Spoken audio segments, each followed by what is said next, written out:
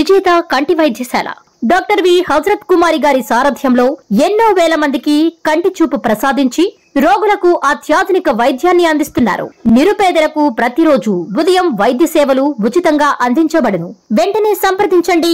విజేత కంటి వైద్యశాల, కెనరా బ్యాంక్ పక్కన, బాబు ఐస్ క్రీం ఎదురువీధి, బృందావనం, నెల్లూరు. ఆయన చెప్పేదానికి ప్రయత్నం చేశారు. దాన్ని ఒక రిపోర్ట్ దాని మీద చాలా వివరంగా చెప్పేందుకు ప్రయత్నం చేస్తూ ఆయన మొత్తం మీద చెప్పినటువంటి అంశం ఏమిటంటే, టోటల్గా ఆయన ఇచ్చినటువంటి హామీలన్నీ కూడా నెరవేర్చలేకపోతున్నాను, చాలా మంది తొందరగా నెరవేర్చాలని అడుగుతా ఉన్నారు. కానీ ఎందుకు నెరవేర్చలేకపోతున్నానంటే, ఈ రాష్ట్రం జగన్మోహన్ రెడ్డి గారి టైంలో సర్వనాశనం చేసేశాడు. నేను ఎన్నికలకు ముందు కొన్ని వాగ్దానాలు ఇచ్చాను. కానీ ఎన్నికల ముందు నేను ఇచ్చినటువంటి వాగ్దానాలు అప్పుడు నేనేమనుకున్నానంటే, ఇంతగా సర్వనాశనం చేశాడు నేను అనుకోలే. నేను ఊహించిన దానికన్నా కూడా ఎక్కువ నాశనం అయిపోయింది ఈ రాష్ట్రం. వ్యవస్థలన్నీ కూడా సర్వనాశనం చేసేశాడు జగన్మోహన్ రెడ్డి గారు అనేటువంటి ఒక మాట చెప్పే ప్రయత్నం చేస్తున్నాడు. అధికారంలోకి వచ్చిన దగ్గర నుంచి ఇదే పని. అసలు మనం ఒప్పుకోకపోతే ఊరికిందట్లేడు. ప్రజలు ఒప్పుకోకపోతే మీరే బెటర్ అండి, జగన్మోహన్ రెడ్డి గారు సరిగ్గా పరిపాలన చేయలేదు, నాశనం చేశాడు, అందువల్ల మీరు కూడా ఇవాళ సరిగ్గా పరిపాలన చేయలేకపోతున్నారు అని ఒప్పుకునేదాకా చంద్రబాబు నాయుడు గారు ఒప్పుకునేదట్లేరు. ముందు నేను మనవి చేస్తున్నా, అయ్యా నారా చంద్రబాబు నాయుడు గారు, మీరు అనేక వాగ్దానాలు చేశారు. ఆ వాగ్దానాలని అమలు చేస్తాను అన్నారు. జగన్మోహన్ రెడ్డి గారు చాలా స్పష్టంగా చెప్పారు, చంద్రబాబు నాయుడు గారు చేసేటటువంటి వాగ్దానాలు నెరవేర్చలేనివి, దానికి కావలసినటువంటి ఫైనాన్షియల్ సపోర్ట్ ఈ రాష్ట్రంలో లేదు, నేను 5 సంవత్సరాలు పరిపాలన చేశాను అని లెక్కల వారీగా అన్ని వివరంగా చెప్పారు. అయినా సరే నేను చేస్తాను అని చెప్పేసి చంద్రబాబు నాయుడు గారు ప్రజల్ని భ్రమింపచేశారు. ఓట్లు వేశారు. చంద్రబాబు నాయుడు గారు అధికారంలోకి వచ్చారు. కూర్చున్న దగ్గర నుంచి ఒకటే గొడవండి, జగన్మోహన్ రెడ్డి సర్వనాశనం చేశాడు, అందుకు నేను చేయలేకపోతున్నాను. అయ్యా నేను అడుగుతా ఉన్నా చంద్రబాబు నాయుడు గారు, మీరు ముఖ్యమంత్రి కాకముందు ఈ ఎన్నికల ప్రచారంలో ఏం చెప్పారంటే, మీరు అందరూ ఒకసారి గుర్తుపెట్టుకోండి, జగన్మోహన్ రెడ్డి గారు 14 లక్షల కోట్ల రూపాయలు అప్పు చేశాడు. ఇన్ని 14 లక్షల కోట్ల రూపాయలు అప్పు చేశాడని ఓదరగొట్టాడు. ఎన్నికలు అయిపోయాయి. ఆయన అదృష్టమో రాష్ట్ర ప్రజల దురదృష్టమో కూటమి ప్రభుత్వం అధికారంలోకి వచ్చింది. ఎన్నండి లెక్కలు తేల్చింది మీరు? ఎంత వచ్చాయి? 14 లక్షల కోట్ల రూపాయలు అప్పు చేశారని ప్రచారం చేస్తే లెక్కలేసి రాస్తే 6,46,537 కోట్లు తేల్చారండి ప్రభుత్వం. వారి లెక్కల ప్రకారమే. ఇంకా అవి ఇవి లేనిపోయినవన్నీ కలిపేదో 9 లక్షల కోట్లు అని చెబుతున్నారు. కానీ వాస్తవానికి 6,46,537 కోట్లు మాత్రమే జగన్మోహన్ రెడ్డి గారి కాలం వరకు జరిగినటువంటి అప్పు అని ఖచ్చితంగా బడ్జెట్ పేపర్స్లో తేల్చారు. నేను అడుగుతా ఉన్నా చంద్రబాబు నాయుడు గారు, ఇందాక ఒక మాట అన్నాడు, మేము ఊహించిన దానికన్నా కూడా ఎక్కువగా ఈ రాష్ట్రం నాశనం అయిపోయింది, మేము ఊహించలేకపోయాం, అందువల్ల ఇవాళ పథకాలన్నీ అమలు చేయలేకపోతున్నాం అనేటువంటి మాట ఆయన మాట్లాడాడు. ఏమండి, మీరు 14 లక్షల కోట్ల రూపాయలు అప్పు చేశారని ఊహించి చెప్పారే, చివరికి చూస్తే చట్టంలో దాని ప్రకారం చూస్తే కేవలం 6,46,000 కోట్ల రూపాయలు మాత్రమే ఉన్నదే. ఎక్కడండి నాకు తెలియకడుగుతాను చంద్రబాబు నాయుడు గారు, ఊహకు అందకోకుండా జరిగింది. మీరు చేసిన ప్రచారానికన్నా, మీరు ఊహించిన దానికన్నా తక్కువ అప్పులే జగన్మోహన్ రెడ్డి గారు చేశారు. అంతేకాదు, ఈ రిపోర్ట్ ప్రకారం చంద్రబాబు నాయుడు గారు ఏమంటారంటే, 2022-23 క్యాపిటల్ ఎక్స్పెండిచర్ జగన్మోహన్ రెడ్డి గారు చేసింది 7,244 కోట్లు. బారోయింగ్ ఎంత? 67,987. ఇది చాలా పూర్, ఇది తప్పు అని ఇందాక చెప్తున్నాడు చంద్రబాబు నాయుడు గారు. క్యాపిటల్ ఎక్స్పెండిచర్ ఏమో 7,244 కోట్ల రూపాయలు, బారోయింగ్ ఏమో 67,985 కోట్ల రూపాయలు బారోయింగ్ చేశారు. క్యాపిటల్ ఎక్స్పెండిచర్ ఇదే కట్ చేశారు జగన్మోహన్ రెడ్డి గారు. ఇది తప్పు, ఇలా చేయటం అన్యాయం, అక్రమం అని చెబుతున్నాడు.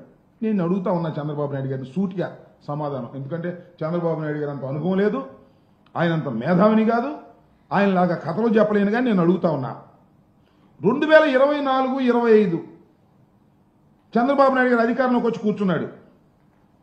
ఆయన బారోయింగ్ ఎంతో తెలుసా? అక్కడ మా బారోయింగ్ 67,985 కోట్ల రూపాయలు అయితే ఆయన బారోయింగ్ 73,685 కోట్ల రూపాయలు బారోయింగ్ చేశాడు చంద్రబాబు నాయుడు గారు మొదటి సంవత్సరంలోనే. క్యాపిటల్ ఎక్స్పెండిచర్ ఎంతో తెలుసా? 8,894 కోట్ల 90.98 కోట్లు బారోయింగ్ చేశారు. మేం చేసింది ఎంత?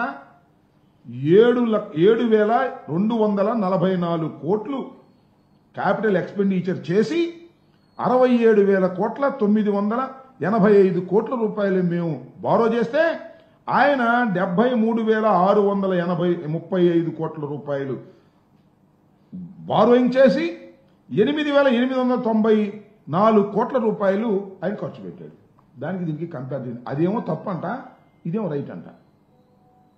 చెప్పేవాళ్ళు అమాయకులైతే వినేవాళ్ళు ఇలాగే ఉంటారన్నట్టుగా, వినేవాళ్ళు అమాయకులైతే చెప్పేవాళ్ళు ఈ విధంగా ఉంటారన్నట్టుగా చంద్రబాబు నాయుడు గారు ఈ కథలు చెప్పేటటువంటి ప్రయత్నం చేస్తున్నారు. టోటల్గా పచ్చి అబద్ధాలు చెప్పేటటువంటి కార్యక్రమం చేయటం, దాన్నేమో ప్రజలను నమ్మించాలనేటువంటి ప్రయత్నం. ఆయనకు వంది మాగదు. ఇందాక చూసే ప్రెస్ మీట్లో చంద్రబాబు నాయుడు గారు అన్నీ చెప్పిన తర్వాత జగన్మోహన్ రెడ్డి గారి పరిపాలనలో చాలా విధ్వంసం జరిగిపోయిందని అంటే ఇంకో ఆయన ఎవరో పత్రికా విలేకరు ఆయన అంటున్నాడు, వాళ్ళ బ్యాచే. అంటే కొంతమంది మంచోళ్ళు కూడా ఉన్నారు అనుకోండి, మీరు చెప్పింది చాలా తక్కువ అండి, ఇంకా ఇవి కలిపితే ఇంకా ఎక్కువ అవుద్ది అంటాడు. అంటే విధ్వంసం చాలా ఎక్కువైద్ది అని ఇలాంటి మాటలు మాట్లాడి చంద్రబాబు నాయుడు గారు ప్రజల్ని నమ్మించాలని, ఇచ్చిన వాగ్దానాలను ఎగవేయాలనేటువంటి ప్రయత్నం ఒకటి జరుగుతూ ఉన్నది అనేది ఇవాళ ఆయన మొత్తం ఉపన్యాసం అంతా చూస్తే చాలా క్లియర్గా అర్థం అవుతుందని కూడా ఈ సందర్భంగా నేను చెప్పదలుచుకున్నా. అంతేకాదు, మనం చూసినట్లయితే చంద్రబాబు నాయుడు గారు ఈ మధ్యన దావోస్ వెళ్ళారు కదా, దావోస్ వెళ్ళారు, తిరిగి వచ్చారు. ఒకళ్ళుగా వెళ్ళింది వాళ్ళ అబ్బాయి ఇండస్ట్రీస్ మినిస్టరు, మళ్ళా నాయుడు గారు కేంద్ర మంత్రి గారు, వంది మాగదు అందరూ కలిసి దావోస్ వెళ్ళారు. దావోస్ వెళ్ళంగానే చంద్రబాబు నాయుడు గారు చాలా సీనియర్ మోస్ట్, ఇండస్ట్రీలు అందరికీ కూడా పరిచయాలు ఉన్నాయి, ఆయన అద్భుతమైనటువంటి పెట్టుబడులు తీసుకొచ్చేస్తారు రాష్ట్రానికి అనేటువంటి ఒక ప్రచారం చేసుకున్నారు. వాళ్ళే వాళ్ళ పేపర్లో ప్రచారం చేసుకున్నారు. చివరికి 2 చేతులు ఊగించుకుంటూ వచ్చారండి. పెట్టుబడులు ఏంటి అంటే 0, ఎంఓఐలు 0, ఖర్చు చెప్పట్లే ఇంతవరకు. నేను అడిగా మొన్న ట్విట్టర్లో, అయ్యా చంద్రబాబు నాయుడు గారు, దావోసు మీ బృందం వెళ్ళడానికి ఎన్ని కోట్ల రూపాయలు ఖర్చు పెట్టారు చెప్పండి, ఎన్ని పెట్టుబడులు తీసుకొచ్చారు? పెట్టుబడులు 0, ఖర్చు మాత్రం చెప్పరు. నేను అడుగుతా ఉన్నా, ఇవాళ సమాధానం చెప్పండి. ఎన్ని కోట్ల రూపాయలు ఇక్కడ మీరు ఖర్చు పెట్టారు వెళ్ళడానికి రావడానికి? కనీసం దారి ఖర్చులకు పనికొచ్చేటటువంటి ఎంఓఐలైనా చేసుకున్నారా, పెట్టుబడులైనా తీసుకొచ్చారా అంటే చంద్రబాబు నాయుడు గారు జనమంతా ఇలా అంటున్నారని చెప్పేసి ఆయన మన ఎక్కడ ఒక విచిత్రమైన మాట మాట్లాడాడు. ఆ మాట మీకు చూపించాల్సినటువంటి బాధ్యత ఉందని నేను అనుకుంటా ఉన్నా. ఇది చూడండి. చేశారు మీరు మీడియా కూడా, మీడియా కానీ కొంతమంది కానీ, ఏది దావోసు పోతే ఎంఓయూలు చేసుకోవాలి, మళ్ళీ ఎంఓయూలు ఏమైనా అడిగేవాళ్ళు ఉంటారు, కాగితం మీద పెట్టేసి అదేదో చేయడం అది కాదు, కరెక్ట్ కాదు. Yes, I'm very happy there is a good competition among states. ప్రధాన కేరళలో ఉండే కమ్యూనిస్ట్ గవర్నమెంట్ కూడా పోటీ పడే పరిస్థితికి వచ్చారు. విన్నారుగా, మళ్ళీ వినిపించాలా? అంటే ఏంటంటే ఆయన చెప్పేది ఒక మిత్ అంట. దావోస్ వెళితే పెట్టుబడులు వస్తాయనేది ఒక భ్రమ. దావోస్ వెళ్ళకోకుండానే పెట్టుబడులు వస్తాయి. మరి ఎందుకు వెళ్ళారని చలిలో పాపం దావోసు అంత కష్టపడి ఇంతమంది ఎందుకు డబ్బులు ఖర్చు, కోట్ల రూపాయలు? మీ అబ్బాయి నువ్వు అలాగే ఇండస్ట్రీస్ మినిస్టరు, కేంద్ర మంత్రి గారు, వందిమాగతులు, అధికారులు చలిలో వెళ్ళారు. మీరు కోటు కూడా వేసుకోలేదు, అందరూ కోటు వేసుకున్నారు. కానీ చంద్రబాబు నాయుడు గారు కోటు వేసుకోలేదండి. ఎంత కష్టపడ్డాయండి. కోటు అని వేసుకోవడానికి ఆయన ఆరోగ్యం ఎలా చేయదు, ఇది వాస్తవం. దాన్ని కూడా ఒక సంక్షోభాన్ని కూడా ఉపయోగించుకునే విధానంగా కోటు కూడా వేసుకోకుండా వెళ్ళాడు, కష్టపడ్డాడని చెప్తున్నారు. ఏ పెట్టుబడులు అంటే అవన్నీ పెట్టుబడులు వస్తాయండి, అదంతా కూడా అని ప్రచారం చేసేటటువంటి ప్రయత్నం ఇవాళ చంద్రబాబు నాయుడు గారు చేస్తున్నారు. అంతేకాదు, ఎప్పుడు ఈ టక్కు టమార విద్యలు చంద్రబాబు నాయుడు గారికి అనుకూలంగా ఉంటే ఒక రకంగా, వ్యతిరేకంగా ఉంటే మరో రకంగా ఆయన చెబుతాడు, పత్రికలు రాస్తాయి. మీకు 14 సంవత్సరాలు చంద్రబాబు నాయుడు గారు పరిపాలన చేశారు కదా, మీరు చూశారు లేదో 2014-19 కాలంలో గ్లోబల్ ఇన్వెస్ట్మెంట్ సమ్మిట్ అని పెట్టారు. గుర్తుంది మీ అందరికీ, గ్లోబల్ ఇన్వెస్ట్మెంట్ సమ్మిట్ అని.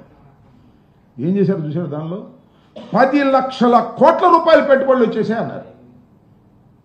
2 లక్షలు 3 లక్షలు కాదు, 10 లక్షల కోట్ల రూపాయల పెట్టుబడులు వచ్చాయి. అంటే ఆయనకున్నటువంటి ఎల్లో మీడియా ఫ్రంట్ పేజీలో అద్భుతమైనటువంటి పెట్టుబడులు రాష్ట్రానికి వచ్చేసాయి, 20 లక్షల మందికి ఉద్యోగ అవకాశాలు కల్పిస్తున్నాం అని డబ్బా మీద డబ్బా కొట్టారు. వెయ్యండి, చెప్పండి ఏమయ్యాయి? మీరు 5 సంవత్సరాలు పరిపాలన చేసినప్పుడు మీరు 10 లక్షల కోట్ల రూపాయలు గ్లోబల్ సమ్మిట్లో అనౌన్స్ చేసినవి ఎన్ని వచ్చాయో చూపించారంటే లేదు, ఒక్కటి కూడా లేదు. 328 ఒప్పందాలు ఆ రోజు పేపర్లు వేశారు. 328 ఒప్పందాలు చేసుకున్నాం, 20 లక్షల మందికి ఉద్యోగాలు వస్తున్నాయి, 10 లక్షల కోట్ల రూపాయలు గ్లోబల్ సమ్మిట్ ద్వారా తీసుకొచ్చినటువంటి ఘటన సమర్థుడు చంద్రబాబు నాయుడు గారు అని దప్పాలు కొట్టుకునేటటువంటి కార్యక్రమం చేశారు. ఇవాళ నేను అడుగుతా ఉన్నా, చంద్రబాబు నాయుడు గారు మరి మీరు వెళ్ళి ఏమీ తీసుకురాలేదు కదా, ఏమీ తీసుకురాలేకపోతే మరి మీరు ఇవాళ ఏం చేస్తున్నారు? ఒకవేళ మేము ఒకానొక సందర్భంలో జగన్మోహన్ రెడ్డి గారు ఇలాంటి ఆర్భాటం ఏమీ లేదు, జగన్మోహన్ రెడ్డి గారు కూడా దావోస్ వెళ్ళారు. ఆయన ఉట్టుచేలతో ఊగించుకురాలా, అది పరిస్థితులు ప్రభావమో అదృష్టమో.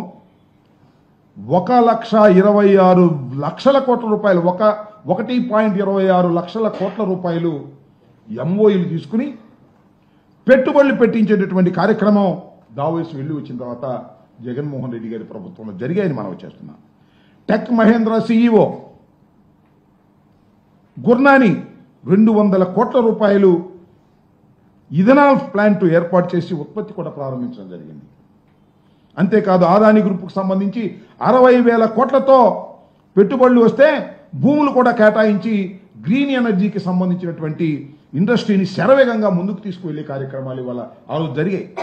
అంతేకాదు, 37,000 కోట్ల పెట్టుబడితో వచ్చిన గ్రీన్ కో కంపెనీ, కర్నూలు జిల్లాలో గ్రీన్ కో కంపెనీ మొన్న కూడా చంద్రబాబు నాయుడు గారి మరి ఉప ముఖ్యమంత్రి గారు వెళ్ళారు, పవన్ కళ్యాణ్ గారు వెళ్ళి అద్భుతమైనటువంటిది ఇది అని కూడా చెప్పడం జరిగింది. ఇలా అరబిందో సంబంధించినటువంటి గ్రీన్ ఎనర్జీ 28,000 కోట్ల రూపాయలు పెట్టుబడి పెట్టింది. ఇవన్నీ కూడా జగన్మోహన్ రెడ్డి గారి టైంలో జరిగితే మాత్రం ఇవన్నీ జరగలేదు, మేము మాత్రం బ్రహ్మాండంగా చేశామని డప్పాలు కొట్టుకునేటటువంటి కార్యక్రమం చేయటం జరుగుతూ ఉంది. ఒకసారి ఎందుకో కొన్ని కారణాల వల్ల జగన్మోహన్ రెడ్డి గారు దావోస్ వెళ్ళకపోతే ఏంటండి, ఇదిగో ఈనాడు పేపర్ చూడండి, ఓషోష్ మనకెందుకు దావోస్, పెట్టుబడి అవసరంలా మనకి, జగన్మోహన్ రెడ్డి గారు వెళ్లాల్సిన అవసరంలా దావోస్ ఒక్కసారి వెళ్ళకపోతేనే దావోసు ఎందుకు వెళ్ళలేదు అని ప్రశ్నల మీద ప్రశ్నలు కురిపించారు. దావోసు వెళ్ళి మీరు ఆయన ఎవరో మరి పెట్టుబడుల కోసం దావోసు వెళ్ళలేరా అని ఈనాడులో స్టేట్మెంట్ ఇచ్చారు. మీరు దావోసు వెళ్ళి ఉత్త చేతులతో తిరిగి వస్తేనేమో దావోసు వెళ్తే పెట్టుబడులు వస్తాయా అని వాళ్ళు దబాయిస్తారు. జగన్మోహన్ రెడ్డి గారు దావోసు వెళ్ళకపోతేనేమో పెట్టుబడులు మీకు అవసరం లేదా అంటారు. 2 నాలుకలు మీరేనా, మీ ధోరణేనా అని అడుగుతా ఉన్నా. అదేమంటే అప్పుడు రాశారు వాళ్ళు, చంద్రబాబు నాయుడు గారు చెప్పారు, పొరుగు రాష్ట్రాలను చూసి బుద్ధి తెచ్చుకోండి, పొరుగు రాష్ట్రాలు దావోసు వెళ్ళి ఎన్ని పెట్టుబడులు తీసుకొస్తున్నాయి, ఏమని జగన్మోహన్ రెడ్డి గారు మీరు దావోసు వెళ్ళలేదు, పొరుగు రాష్ట్రాన్ని చూసి బుద్ధి తెచ్చుకోండి అన్నారు. మరి ఇప్పుడు ఏం చెప్పాలి మేము? పక్కన మహారాష్ట్ర, పక్కన ఉన్న తెలంగాణ వాళ్ళని చూసి మీరు బుద్ధి తెచ్చుకోవాలా? వాళ్ళు శుభ్రంగా వెళ్ళారు, కోట్లు వేసుకున్నారు, పెట్టుబడులు ఇచ్చారు, ఎంఓఐని తీసుకొచ్చారు. మరి చంద్రబాబు నాయుడు గారు కోట్లు వేసుకోలేదు, పెట్టుబడులు తీసుకురాలేదు. వాళ్ళ అబ్బాయి వెళ్ళాడు, ఇండస్ట్రీస్ మినిస్టర్ వెళ్ళాడు, రామ్మోహన్ నాయుడు వెళ్ళాడు, అందరూ ఊగించుకుంటా పెద్ద పెద్ద కోట్లు వేసుకొచ్చి ఊగించుకుంటా తిరిగి వచ్చారు. దీనికి మాత్రం ఏందండి దావోస్ వెళ్తే పెట్టుబడులు వస్తాయండి? అబ్బే రావు. ఎంఓఐ వేసుకుని సరిపోయిందా అంటారు ఇవాళ కోతలు. ఎట్టు పడితే అటు నాలుగు తిప్పేటటువంటి కార్యక్రమం నారా చంద్రబాబు నాయుడు గారు చేసేటటువంటి ప్రయత్నం చేస్తున్నారు. కట్టుకథలు వినిపించేటటువంటి ప్రయత్నం చేస్తారు. అసలు నిజంగానండి చాలా మెచ్చుకోవాలి. అసలు ఏ మాటకు ఆ మాట మన చంద్రబాబు నాయుడు గారిని, ఆయనకున్నటువంటి ప్రచార ఆర్భాటాలని, వారికి ఉన్నటువంటి ఉంగి మాగదుల్ని, వారికి ప్రచారం చేసే ఎల్లో మీడియాని అద్భుతంగా మెచ్చుకోవాలి. ఎందుకంటే బ్రహ్మాండమైన కథలు అల్లి చెబుతుంటారు. ఒక పగిలిపోయిన గ్లాసు కథ మీకు వినిపించేటటువంటి ప్రయత్నం నేను చేస్తాను. సావధానంగా ఏమని కొద్దిగా పెచ్చుగా ఉంటుంది, అయినా పర్వాలేదు, ఓర్పుగా ఏమండి. ఇక్కడ బండారు వెంట బయట పెడదాం. దావోస్ లో ఇన్వెస్ట్మెంట్ సమ్మిట్ కి వెళ్ళినప్పుడు ఒక హోటల్లో బస్ చేశారు. చంద్రబాబు గారి రూమ్ లో, చీఫ్ సెక్యూరిటీ వాళ్ళు వేరే రూమ్ లో, ఆఫీసర్స్ వేరే రూమ్ లో, ఇలా ఉన్నారు అందరూ. అప్పుడు -12 degrees టెంపరేచర్ లో ఆ రూమ్, హోటల్ రూమ్ వెంటిలేటర్ కొంచెం పగిలి మంచు మొత్తం లోపలికి వస్తే రాత్రి అంతా నిద్ర పట్టలేదు ఈ ఆఫీసర్స్ కి. ఇబ్బంది పడి రగ్గులు కప్పుకొని చాలా ప్రయత్నాలు చేసి హోటల్ స్టాఫ్ ఫోన్ చేసి ఏదో రాత్రి అంతా ఇబ్బంది పడి కొంచెం తెల్లవారుజాము నిద్రపోయారు. మగతగా నిద్ర పట్టింది. తెల్లారేసరికి లేట్ అయింది. వాళ్ళు లేచేసరికి లేచి చూడగానే చూస్తే వీఐపీ లేరు. సిఎస్పై ఫోన్ చేస్తే వీఐపీ లేరు, వచ్చారు అన్నారు. వీళ్ళు కంగారు వచ్చి గబగబా రెడీ అయిపోయి అప్పుడే ఎందుకు వెళ్ళిపోయారు అని చెప్పి వెళ్ళేసరికి ఇంకా స్టాల్స్ అన్ని ఓపెన్ కాలే. ఆంధ్రప్రదేశ్ స్టాల్ ఒకటే ఓపెన్ అయింది, మిగిలినవన్నీ అప్పుడప్పుడే వస్తున్నారు.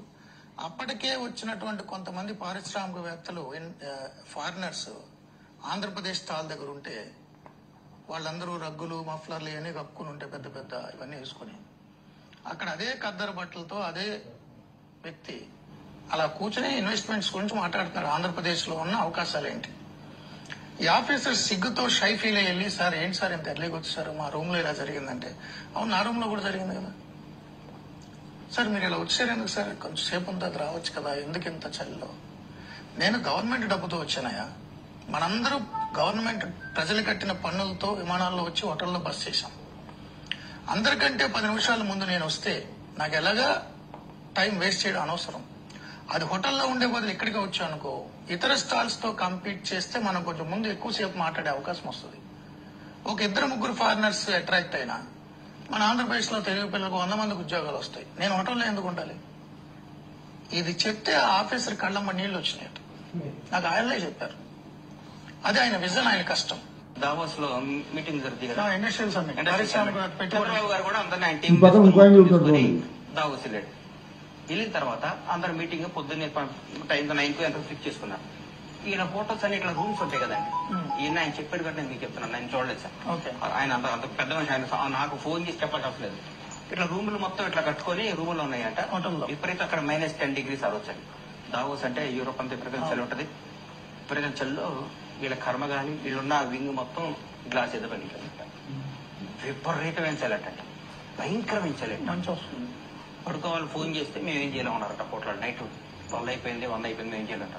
దుప్పట్లు కప్పుకొని, పరుపులు కప్పుకొని, నిద్ర పట్టగా 4 5 ఆయన స్టాఫ్, ఆయనతో పాటు వెళ్ళిన ఐఏఎస్లు, ఐపీఎస్లు, పెద్ద పెద్ద ఆఫీసర్లు కానీ, చంద్రబాబు గారి సెక్రటరీ కానీ, సెక్యూరిటీ కానీ పడుకున్నారట. పడుకొని లేచి 9 ఉంటాయి. అయ్యో టైం అయిపోయిందని గవ్వలు లేచి చంద్రబాబు గారు సీఎస్ ఫోన్ చేశారట. ఎక్కడున్నారు సార్ అంటే, సార్ మీటింగ్ లో ఇక్కడికి వచ్చారు, ఇక్కడ ఎగ్జిబిషన్ దగ్గరికి వచ్చారు అని చెప్తే వీళ్ళు రెడీ పరిగెత్తుకొని వెళ్ళారట. చంద్రబాబు గారు అన్ని షాపులు, గుజరాత్, అన్ని రాష్ట్రాల్లో స్టాల్స్ అన్ని మాట్లాడుకుంటూ పోతే సన్ రైజ్ ఆంధ్రప్రదేశ్ అని పోతుందట. పోతే చంద్రబాబు గారు ఒకటే మామూలు షర్టు వేసుకొని చుట్టూ ఫారినర్స్ 10 మంది వేసుకొని చెప్తున్నట, ఆంధ్రప్రదేశ్ చాలా గొప్పది, మొత్తం సముద్రం ఉంది, 900 కిలోమీటర్ల సముద్రం ఉంది, మీరు పెట్టుబడులు పెడితే చాలా గొప్పగా ఉంటది, భూమి బద్దలైపోద్ది, అందరు రండి. ఆయనకు అలవాటే కదా, ఎవరిని బట్టి వాళ్ళని తెచ్చుకోవచ్చు ఇస్తున్నట. అదే ఇస్తున్నట. సార్ సార్ ఏమ్మా అన్నట. సార్ సారీ సార్, రాత్రి మాది ఇట్లా పగిలిపోయింది, పగిలిపోయి బాధతో మంచుతో నిద్ర పట్టాలంటే నారం కూడా పగిలింది అన్నట. సార్ మరి మీ నిద్ర అంటే ఏమన్నా మన నిద్ర పొద్దున్నే రోజు నిద్రపోకపోతే ఏం కాదు కదా. మనం ఆంధ్రప్రదేశ్ ప్రజల సొమ్ముతో ఇక్కడికి వచ్చాం కదా, వాళ్ళ డబ్బుతో వచ్చి మనం పగలు పడుకుంటే ఎట్లా? నేను ఒక 10 నిమిషాలు ముందు వచ్చానుకో, ఈ కదమ స్ట్రీట్లు స్టాల్ ఓపెన్ చేయకముందే నేను ముందు వచ్చానుకో, వచ్చి నేను మాట్లాడాను అనుకో, ఏదో ఒక కంపెనీ వచ్చినా కానీ ఈ వెనకబడి రాయలసీమలో ఉత్తరాంధ్రలో పెట్టామనుకోండి, ఒక 100 కుటుంబాలు పోపడదు, దాని ద్వారా ఒక 5-6 వేల మంది హ్యాపీగా ఉంటారు కదా, వాళ్ళ భవిష్యత్తు ముఖ్యమైన ముందు వచ్చాను అన్నట్టు. అలా మాట చెప్పగలను. నాకు ఎంత దుఃఖం. ఈ 2 కేసులు, ఈయనెవరు, ఈ పైన ఈయన ఎవరు తెలుసుగా టీవీ5లో, ఈ పేరు ఏదో ఉందయ్యా, మూర్తి అనుకుంటా ఈయన పేరు. ఈ పక్కన గణేష్, బండ్ల గణేష్, ఈయన మూర్తి, బండ్ల గణేష్. ఇది ఎప్పుడుది?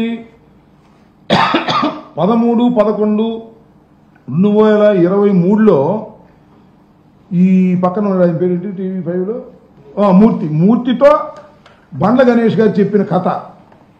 ఈ మూర్తి అని ఆయన మళ్ళీ కొత్తగా చెబుతాడు కథ. మొన్న ఇప్పుడు ఇది 21/25 కథ చెబుతున్నాడు ఈయన. ఆయనేమో బండ్ల గణేష్ ఏమో నాకు తెలిసి పాపం సినిమా ప్రొడ్యూసరు, అప్పుడప్పుడు ఇలాంటి కథ కూడా రాస్తాడేమో మరి తెలియదు. గ్లాసు పగిలిన కథ, అప్పుడు చెప్పిన గ్లాసు పగిలిన కథ మొన్న ఈ టీవీ5 అంటే తెలుసుగా, మన బిఆర్ నాయుడు గారు టీడీడీ బోర్డు మెంబరు, చైర్మన్, ఇట్లాంటి కట్టుకథలు అల్లి చెప్పినందుకే ఆయనకి తిరుమల తిరుపతి దేవస్థానం బోర్డు చైర్మన్ ఇచ్చారు.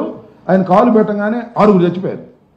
మహాపాపం చేశాడనమాట. అది ఇలాంటివన్నీ చేసి ఈ మూర్తి గారు అనే ఆయన 2023లో చెప్పిన గాజు పగిలిన ఇది గ్లాసు కథ, పగిలిన గ్లాసు కథ మళ్ళా మొన్న చెబుతున్నాడు. ఏంది స్వామి నాకు అర్థం కాల మీకు? ఇన్ని కట్టుకథలు చెప్పి ఇంత ప్రచారం చేసి సూర్యుడు వీరుడు, చలిని కూడా లెక్క చేయని వాడు, మంచులో కూడా పడుకోగలిగిన వాడు అని ఇట్లాంటి కోతలు కోసేటటువంటి కార్యక్రమం మీరు చేసి చివరికి ఏంటి అంటే కోట్లు ఖర్చు పెట్టారంటే ఎన్ని కోట్లు చెప్పటల్లా, పెట్టుబడులు మాత్రం రాలేదు, పెట్టుబడులు రావు, దావసెళ్తే పెట్టుబడులు వస్తాయని డబాయింపు సెక్షను.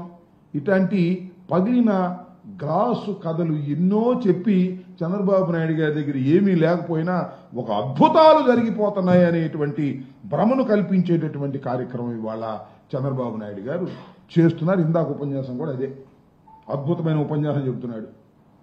అంత మొత్తం సారాంశం ఏమిటంటే, ఉపన్యాస సారాంశం, మీరు తొందరపడమాకండి, నేను ఇచ్చిన హామీలు చేయలేకపోతున్నాను, నిదానంగా చేస్తాను, సంపద సృష్టించే కార్యక్రమం చేస్తున్నాను, వండే కార్యక్రమం చేస్తున్నాను, వండి మీకు వారుస్తాను అని. వండేది లేదు, వార్చేది లేదు. జగన్మోహన్ రెడ్డి గారు అప్పులు చేశాడు, నువ్వు అప్పులు చేయకుండా పరిపాలన చేస్తున్నావా? నువ్వు అప్పులు చేసే పరిపాలన చేస్తున్నావు కదా. జగన్మోహన్ రెడ్డి గారు ఏ బాటలో వెళ్తున్నావు, నువ్వు ఆ బాటలోనే వెళ్తున్నావు కదా. ఇవాళ కోతలు కోసేటటువంటి కార్యక్రమం ఇవాళ చంద్రబాబు నాయుడు గారు చేసేటటువంటి పని చేస్తూ ఉన్నాడు. వాళ్ళ అబ్బాయిని చూసే ఇందాక ఏదో పెట్టుబడుల గురించి అడిగారు ఎవరో విలేకరులు, నీ బోటి విలేకరులు అడిగితే, ఏమండి అప్పుడు అమర్నాథ్ గారు మేము చేసినటువంటి ఎంఓయూలే కదా మీరు ఇప్పుడు ఇంప్లిమెంట్ చేస్తుంది అని అడిగితే, ఆ కోడిగుడ్డ ఆయన అంటున్నాడు. మరి ఈయనేంటి పెద్ద పప్పు సోదు కదా, అప్పుడు దాకా పప్పు అనలేదా? ఏమండి నారా లోకేష్ గారు, మీరు గుర్తుపెట్టుకోండి, మీ నాన్నగారిని చూసి మిమ్మల్ని గౌరవిస్తున్నారు తప్ప, లేకపోతే నువ్వు పెద్ద పప్పు శుద్ధవి అని తెలుసు. మా అమర్నాథ్ ఉన్నాడే, కోడిగుడ్డుగా అంటున్నావే నువ్వు, ఆ కోడిగుడ్డు చెప్పిన ఆయన ఒక మంత్రి గారి కుమారుడు. ఆ నాన్నగారు చనిపోయిన తర్వాత కూడా ఈ రాష్ట్రంలో గౌరవం పొందుతున్నాడు. వాళ్ళు నాన్నగారు లేకపోయినా గౌరవం పొందుతున్నటువంటి వ్యక్తి మా అమర్నాథ్ని పట్టుకుని కోడిగుడ్డు అంటావు. నిన్ను పప్పు అంటే మాత్రం నువ్వు ఒప్పుకోవు. నువ్వు శుద్ధ పప్పువి. ఇవాళ కొద్దిగా నిన్ను గౌరవిస్తున్నారు. ఎందుకంటే మీ నాన్నగారు నువ్వు చెప్పినట్టే చేస్తున్నారు కాబట్టి, నాకు పదవి కావాలంటే నీకు దండం పెట్టాలి కాబట్టి, నిన్ను గౌరవించాలి కాబట్టి అందరూ నిన్ను గౌరవిస్తున్నారు. ఆ గౌరవం చూసి నిజమని రెచ్చిపోవద్దని కూడా మనవి చేస్తున్నా. ఇందాక చదివా నేను, ఎర్ర బుక్కు చూస్తే తెలుగుదేశం వైసీపీకి భయమా? ఎందుకు భయం అన్నాడు. నాకేం భయం? నేను ఇప్పుడో చెప్పా, తిరుపతి మొన్న మీటింగ్ వెళ్ళినప్పుడు, నీ ఎర్ర బుక్కు నా కుక్క కూడా భయపడదని చెప్పా. Don't care. నీ ఎర్ర బుక్కు భయపడితే అసలు రాజకీయాలు ఎట్లా చేస్తావయ్యా? నీ ఎర్ర బుక్కు కోసం భయపడేటువంటి పరిస్థితిలో ఏ ఒక్క కార్యకర్త లేదు. ఎంతమంది జైల్లో వేసినా మేము ముఖవని ధైర్యంతో పోరాడుతున్నటువంటి సందర్భాలు ఉన్నాయని కూడా మనవి చేస్తున్నాం. ఇవాళ నేను రిపబ్లిక్ డే తరఫున రాష్ట్ర మన గవర్నర్ గారి చేత చెప్పించారు. ఏం చెప్పించారు? ఏమీ లేవు. ఈ పని చేస్తాం అని చెప్పలా. మేము అధికారంలోకి వచ్చినటువంటి కొత్తలో రాష్ట్రపతి మన గవర్నర్ గారు రిపబ్లిక్ డే సందర్భంగా ఎన్ని విషయాలు మాట్లాడారో ఇక్కడ నేను మీకు గుర్తు చేస్తాను. ఆ రోజు గ్రామ సచివాలయాలు ఏర్పాటు చేసే దాని గురించి మాట్లాడాం. 1,03,000 మందికి మేము శాశ్వతమైన ఉద్యోగాలు ఇస్తామని కూడా మేము ఆ రోజున చెప్పడం జరిగింది. 2,07,000 మందికి 2.7 లక్షల మందికి ఉపాధి కల్పిస్తామని చెప్పాం. మొత్తంగా 4 లక్షల మందికి ఏకంగా ఉద్యోగ అవకాశాలు, ఉపాధి అవకాశాలు కల్పిస్తామని ఆ రోజున చెప్పడం జరిగింది. అదేవిధంగా జగనన్న అమ్మఒడి గురించి చెప్పాం. అదేవిధంగా 3,000 కోట్ల ధరల స్థిరీకరణ నిధి గురించి చెప్పాం. ఈ విధంగా అనేకమైన విషయాలు, ఆరోగ్యశ్రీని పెంపొందించే కార్యక్రమాల గురించి చెప్పాం. అనేకమైన విషయాలను ఆ రోజున ఫస్ట్ రిపబ్లిక్ డే సందర్భంగా గవర్నర్ గారు చెప్పినటువంటి సందర్భం వాళ్ళు ఏమీ లేవు. అంతా పోసుకోళ్ళు కవర్లు మమ్మల్ని తిట్టడం తప్ప మేము ఇది చేస్తామని చెప్పినటువంటి సందర్భమే లేదు. ఈ విధంగా ఒక దుర్మార్గమైనటువంటి పరిపాలన చేస్తూ ఇవాళ 6 మాసాలు అయిపోయింది. 6 కాదు, 8-9 మాసాలు అవుతుంది. ఇంకా జగన్మోహన్ రెడ్డి గారిని ఆడిపోసుకోవటమే. ఇవాళ బ్రాండ్ పెంచుతున్నారంట. ఆంధ్ర బ్రాండ్ అక్కడికి వెళ్ళి పెంచుతున్నారంట. ఎక్కడికి వెళ్ళి? దావోస్ వెళ్ళి. బ్రాండ్ నాశనం అయిపోయిందంట. మేమున్నప్పుడేమో పెట్టుబడులు వచ్చాయి, మీరున్నప్పుడేమో పెట్టుబడులు రాలేదు. బ్రాండ్ గురించి చెప్పేటటువంటి ప్రయత్నం, మీరు కథలు చెప్పుకుంటూ వెళుతూ జనాన్ని నమ్మించేటటువంటి ప్రయత్నం చేయటం అనేది దుర్మార్గమైనటువంటి విషయమని కూడా ఈ సందర్భంగా నేను చెప్పదలుచుకున్నాను. అందువల్ల చంద్రబాబు నాయుడు గారు ఇచ్చిన ప్రతి హామీని నెరవేర్చుకోండి. మీరు హామీని నెరవేర్చకపోతే వైఎస్ఆర్ కాంగ్రెస్ పార్టీ ప్రధాన ప్రతిపక్షంగా ఉన్నటువంటి రాజకీయ పార్టీ మీ వెంట పడుతుంది, ప్రజా ఉద్యమాలను నిర్మిస్తుందని కూడా ఈ సందర్భంగా నేను చెప్పదలుచుకున్నాను. అదేవిధంగా మీరు అమ్మఒడి కార్యక్రమం తీసేసి తల్లికి వందనం అన్నారు. ఎప్పుడంటే జీవో ఇష్యూ చేసింది? 9/7/2024 జీవో ఇష్యూ చేశారు. ఏమని? తల్లికి వందనం ఇస్తామని. ఒక తల్లికే ఇస్తామన్నారు. దాని మీద మేమందరం కూడా గట్టిగా మాట్లాడాం. అసలు మొత్తం ఎగ్గొట్టేశారండి. ఇంతవరకు లేదు. నెక్స్ట్ వీక్ నుంచి ఇస్తామంటున్నారంట. ఇస్తారో పెడతారో మనకు తెలియదు. ఈ విధంగా ఇచ్చిన ప్రతి వాగ్దానం ఇందాక చెప్తారు సూపర్ 6 అమలు చేస్తున్నాం. ఏం అమలు చేస్తున్నాం నాకు అర్థం కాదు. సూపర్ 6లో ప్రధానమైంది తల్లికి వందనం కదా. అదేవిధంగా ఆడవారికి బస్సు కదా. ఒక్కటి కూడా అమలు చేయాలి. సిలిండర్ల విషయం మాత్రం కొద్దిగా 3 సిలిండర్లు ఇచ్చి కార్యక్రమం చేస్తున్నారు. అది కూడా చాలా తక్కువ మందికి ఇచ్చి కార్యక్రమం చేస్తూ ఇచ్చిన ప్రతి వాగ్దానాన్ని అమలు చేయకోకుండా ముందుకు వెళుతున్నటువంటి ఈ ప్రభుత్వం ఎందుకు అమలు చేయట్లేదంటే జగన్మోహన్ రెడ్డి గారు సర్వనాశనం చేశాడనేటువంటి ఒక బ్రాండ్ వేయడానికి ప్రయత్నం చేస్తున్నావు తప్ప ఆదాయాన్ని సృష్టించాలి, ఆదాయాన్ని పెంపొందింపజేయాలి, ఇచ్చిన ప్రతి హామీని కూడా నిలబెట్టుకోవాలి, చక్కని పరిపాలన చేయాలనేటువంటి దృక్పథమే లేకోకుండా చంద్రబాబు నాయుడు గారు పరిపాలన చేస్తున్నారు. జగన్మోహన్ రెడ్డి గారి మీద బురదల్లే కార్యక్రమం, గత ప్రభుత్వం మీద సాకులు చెప్పే కార్యక్రమం చేయటం చాలా దురదృష్టకరమని, ఇప్పటికైనా చక్కని పరిపాలన అందించేటటువంటి కార్యక్రమం చేయవలసిందిగా నారా చంద్రబాబు నాయుడు గారి కూటమి ప్రభుత్వాన్ని ఈ సందర్భంగా మేము కోరుతూ ఉన్నాం.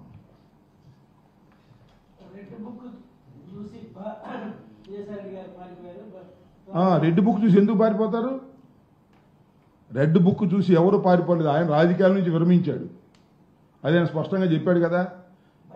రెడ్ బుక్ చూసి భయపడేవాడు ఎవ్వడు లేడు. ఆ రెడ్ బుక్ను చూసి నువ్వే భయపడే రోజు వస్తుంది. నీ చేతిలో రెడ్ బుక్ పెట్టుకున్నందుకు, పట్టుకున్నందుకు నువ్వే భయపడాల్సినటువంటి పరిస్థితి త్వరలోనే వస్తుందనే విషయాన్ని కూడా గుర్తుపెట్టుకోమని మనవి చేస్తున్నాం. రాసుకోవటం కాదు, ఆయన వేధిస్తున్న వేధింపులకు ప్రజలు తిరుగుబాటు చేసే పరిస్థితి వస్తుంది. ఆయన వాళ్ళ ఎర్ర బుక్ అని చెప్పి దానిలో ఏ పిచ్చి మాటలు రాసుకుని అందరి మీద కేసులు పెట్టి గందరగోళం చేస్తున్నారు కదా. వాటికి ప్రతిఫలం నారా చంద్రబాబు నాయుడు గారి కుమారుడైన లోకేష్ అనుభవించక తప్పదు. అది నా అభిప్రాయం. మారనని చెప్పాడు ఆయన.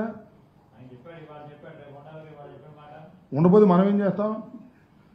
ఇప్పుడు ఆయన ఏం చెప్పాడు? ఇంకొక విషయాన్ని ఇక్కడ గుర్తుపెట్టుకోవాలి. మీరు మంచి ప్రశ్న అడిగారు, చాలా సంతోషం.